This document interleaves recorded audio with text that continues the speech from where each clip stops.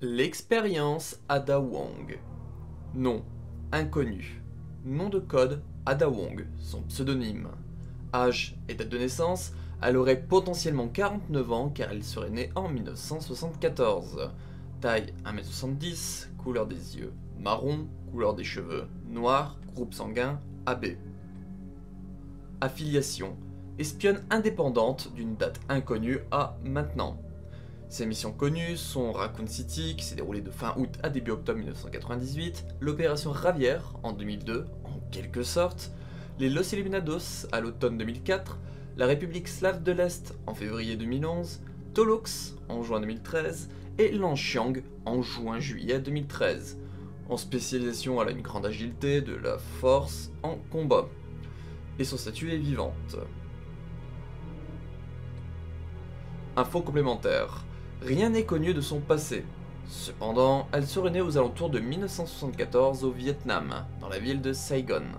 Sa famille serait d'origine chinoise. Elle aurait été entraînée à l'espionnage par un syndicat du crime chinois spécialisé dans le marché noir et la vente d'armes. Mais elle a toujours aimé être indépendante, se permettant de travailler avec qui elle veut. Elle a une notoriété en tant qu'espionne qui arrive à bout de ses missions quelle que soit la difficulté. Bien qu'elle suive les objectifs, elle n'hésitera pas à trahir le commanditaire si le but de la mission est contre ses principes. Dans les années 1990, elle entra dans le marché des armes bioorganiques, car suite à l'arrestation de son groupe par le FBI, Albert Wesker vint la trouver. L'organisation rivale d'Umbrella l'embaucha pour espionner la firme. Elle s'infiltra sous son pseudonyme Ada Wong et se rapprocha d'un chercheur nommé John Clements. Ils se mirent en couple et ça dura même après sa mutation au laboratoire Arclay. Le mot de passe de son compte était Ada et il lui écrivit une lettre avant sa mort lors de l'incident du manoir. Quand l'organisation apprit l'existence du virus G, se faisant à Raccoon City, elle fut envoyée avec un agent de liaison pour enquêter et le trouver. Leurs ordres furent donnés par Albert Wesker. L'épidémie de Raccoon City se déclencha peu après. Elle apprit l'existence de Ben Bertolucci, un reporter qui aurait des informations sur Umbrella et le Nest, endroit où se ferait le virus G. Elle se rendit au Raccoon Police Department, RPD, quand elle apprit qu'il y était enfermé. Elle rencontra Léon S. Kennedy et elle l'utilisa à ses fins. Ils apprirent qu'en passant par les égouts, ils pouvaient rejoindre le Nest, et c'est ce qu'ils firent. C'est là qu'ils croisèrent Annette Birkin, et Léon sauva Ada d'une balle. Elle le soigna avec les moyens du bord. Ils atteignirent le Nest plus tard. Elle se fit passer pour morte afin de se libérer de Léon. Elle trouva un échantillon de virus G venant du corps de J. Birkin et fuit pour échapper à l'autodestruction du laboratoire.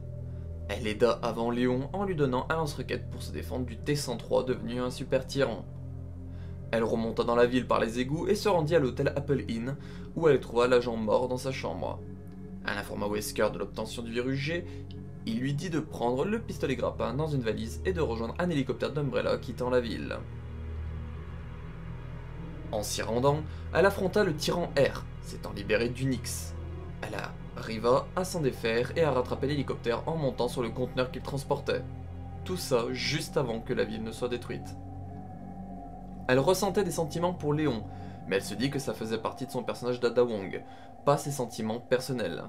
Sûrement pour se protéger de ce genre de sentiments qu'il ne faut pas avoir en tant qu'espion, et surtout envers quelqu'un des forces de l'ordre. Elle se serait rendue au village de Loire quelques jours plus tard pour tenter de voler l'échantillon brut du virus G que Hunk devait livrer à Christine Henry, mais elle revint les mains vides. Elle bossa pour Derek C. Simmons, membre du gouvernement américain et de la famille. Il aura des sentiments pour elle, mais suite à Raccoon City, elle refusa de retravailler pour lui, et ses ambitions ne concordant pas avec ses principes. Elle continua cependant de le surveiller, lui et la famille. En travaillant pour l'organisation, elle fut souvent en contact d'Albert Wesker, comme en 2002 où elle eut le rôle d'être une espionne d'Umbrella devant se rapprocher de Javier Hidalgo. Wesker la dénonça afin qu'Hidalgo ne croit plus en Umbrella et achète ses ABO à l'organisation. En 2004, elle sut que Wesker était en contact avec Tracel. Alors quand il l'envoya en Espagne récupérer un échantillon du Parasitas plagas dominant, avec Jack Crowther, elle ne lui obéit pas. Elle rencontra de nouveau Léon S. Kennedy qu'elle utilisa et aida encore une fois. À la fin, elle obtint un échantillon de Plaga dominant. Dans l'hélicoptère d'exfiltrant, elle décida de conserver le dominant pour l'organisation. Elle fit sûrement d'autres missions plus discrètes, mais elle refit parler d'elle en 2011. Elle infiltra la République slave de l'Est, au niveau du gouvernement, en disant être envoyée par le BSA pour enquêter sur l'utilisation d'ABO par les rebelles. Sa couverture fut découverte et elle fut arrêtée suite à un combat avec la présidente Svetlana Belikova. Elle arriva à se libérer et à trouver une ruche de Plaga. Elle croisa de nouveau Léon S. Kennedy, à qui elle sauva la vie avant de fuir avec un Plaga de type 4.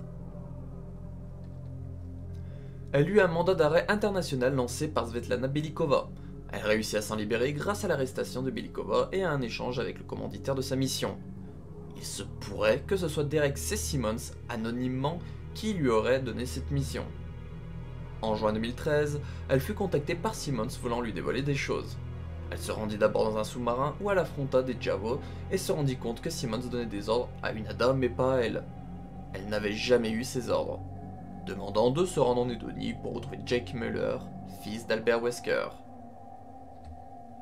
Elle se rendit ensuite à Tolox, sous la cathédrale, où elle trouva Léon de nouveau, mais aussi des laboratoires appartenant à la famille.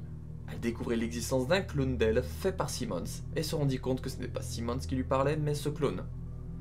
Elle se rendit en Chine pour enquêter. Elle apprit que son clone était présent et traqué par le BSA. Ada aida temporairement Sherry Birkin et Jake Muller, se rappelant le passé. Puis elle se rendit sur un porte-avions. Elle découvrit toute la supercherie et l'implication de Simmons. Son clone, Carla Radames, se fit tuer par la famille. Ada s'approcha avant de se rendre compte qu'elle s'était injecté une nouvelle souche de virus C. Elle se fit traquer par Carla sur le bateau avant de la tuer. Ada s'échappa en hélicoptère pour rejoindre la ville. Elle retrouva et aida Léon et sa partenaire Elena Harper. Ils combattirent tous les trois Simmons, devenu incontrôlable, suite à une injection de la nouvelle souche de virus C améliorée grâce aux anticorps de Jake. Elle posa l'hélicoptère sur le toit et laissa son poudrier contenant toutes les preuves de l'implication de Simmons pour Léon.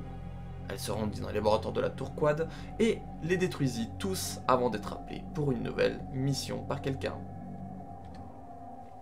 La présence d'Ada Wong dans le canon de la saga se fait via Resident Evil 2 en 1998, potentiellement car semi-canon Biohazard 2 Drama Album The Female Spy Ada Lives, Rapport de Wesker en 2001, Resident Evil 4 en 2005, Biohazard 4 Incubate en 2006, Resident Evil Umbrella Chronicles en 2007, Biohazard Umbrella Chronicles Side A et B qui sont sortis entre 2007 et 2008 potentiellement car semi-canon, Resident Evil The Dark Side Chronicles en 2009, Resident Evil 6 en 2012, Resident Evil Damnation en 2012, Resident Evil 2 en 2019 et Resident Evil 4 en 2023.